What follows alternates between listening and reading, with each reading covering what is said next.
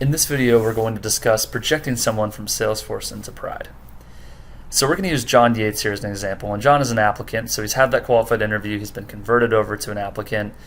And now we want to go ahead and fill out the information required to send John's record into Pride and get him scheduled to go to MEPS. So on John's details tab here in his record, at the very bottom of the record, there are 3 checkboxes. Now each of these checkboxes will auto-populate, and a checkbox will appear here once the required fields are filled out. And for each of these 3 checkboxes, the required fields can be found in this help icon. So if I hover over this little gray circle, now the fields that I need to fill out, such as the mailing street, city, state, zip code, are going to show up here and tell me exactly what I need to fill out in order to get this checkbox to check. Those fields can also be found at the top of the record on the right-hand side. And these are the same fields that were listed below in those help icons. Now, a quick note before we go through the projection process.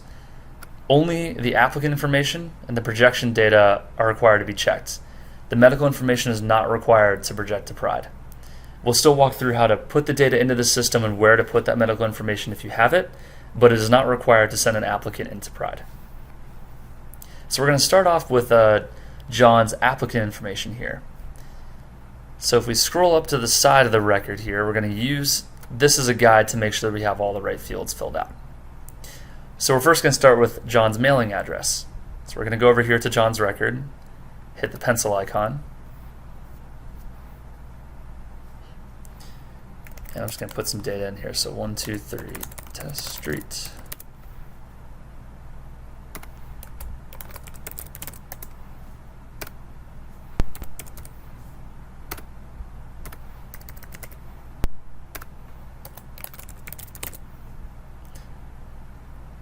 Okay, then we're going to go down and look at the marriage status.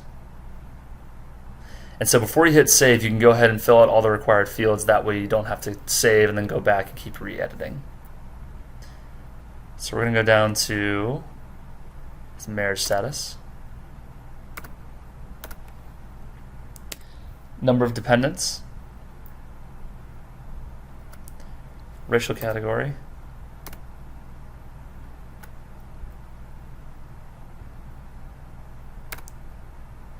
Ethnic category, specify his citizenship, so we'll say he's a US citizen.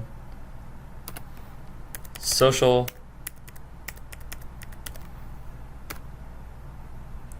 let's say he was born in the United States.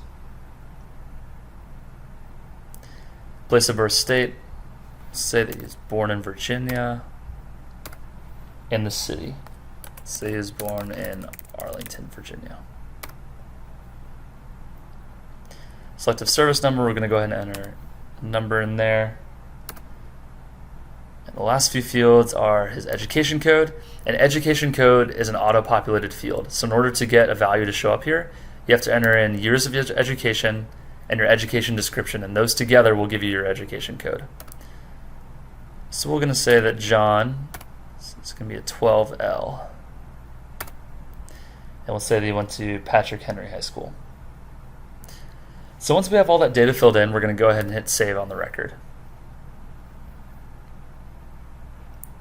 And now once we've done that, if we scroll back down to the bottom, we'll now see that we have a check mark here on John's applicant information section. So that means the information here is good to go and can be ready to project to Pride. However, in order to project to Pride, we're going to need to fill out his projection data. And that information can be found right above here in the projection data section. So same as before, we're going to hit the pencil icon and start to fill out this information. So we'll fill out his projection type. We'll say that night test next day projection. Then we're going to pick the MEPS location. And this MEPS code will vary based on the location that you're in when you're projecting. So we're going to say, we'll go to Portland, Maine MEPS. Then we're going to pick the service that John's processing for. So we're going to go ahead and select enlisted regular. For recruit type, we're going to go say that he's going to go active duty and he's not prior service, so he has not served in the military before. Dep-in will be the processing type.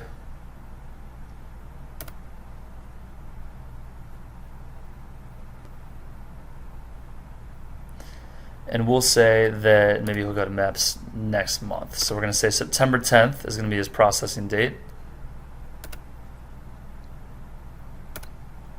And we'll say maybe he'll arrive a day early. So he's going to arrive on the 9th of September at 8 a.m. Then we can select his travel mode. So we'll say that John's going to arrive by air transport. Maybe he needs lodging.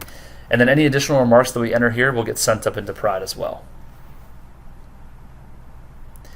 Now going on the right-hand side, we can request a MET site test. And if we do, we just need to type in a MET site location.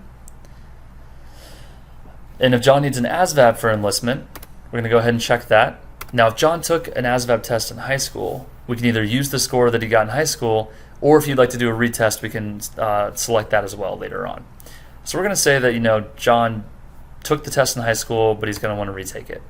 So we'll say no, he does not want to enlist with this student ASVAB. So we can actually request an ASVAB test when we project this person to Pride. So we're going to say we want to request an ASVAB. And we can either select a confirmation test, an initial test, or a retest. So maybe John wants to take a retest, so we're going to have him do a retest while he's up there at MEPS.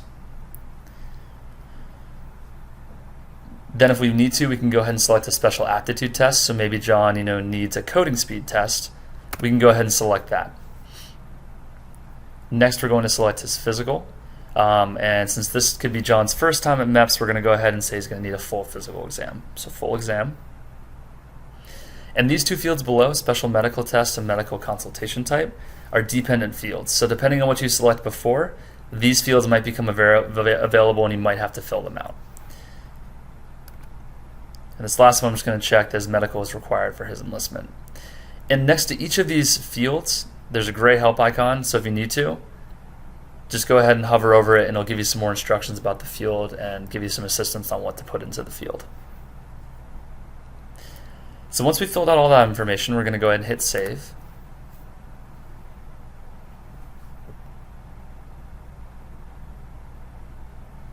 Okay, and now if we scroll down, now you'll notice that the Pride Projection Data Complete button is checked. And so as I mentioned in the beginning, this medical requirements complete box is still unchecked. This box is not required to be checked to project to Pride. So if you see, when we scroll up on the record now, we now have this blue Project Applicant to Pride button that populates. So even though that medical button, that medical checkbox was not actually populated with a check mark, we can still project this applicant into Pride. However, if you do have that medical information, we're going to go ahead and add that in as well. So the medical information can be found in the Supplementary Info tab on John's record. So if we click on the Supplementary Info tab at the top, we're going to go ahead and scroll down to the Medical Information section. So if we click New, in order to add more information here, we're going to put it into a medical pre-screen form. So select Medical Pre-screen, hit Next, and this window will now pop up. So if John did have a full medical exam last year, you could enter in the date of his last medical exam, any notes from the exam that happens. And if you have this information as well, you can go ahead and enter the medical provider's name, their address, and then their physical location, like their state and their zip code, as well as John's medical insurance information. And rule of thumb in Salesforce, if you have the extra data, go ahead and put it in here. This medical data will get sent up to Pride. However, it is not required to project an applicant into Pride.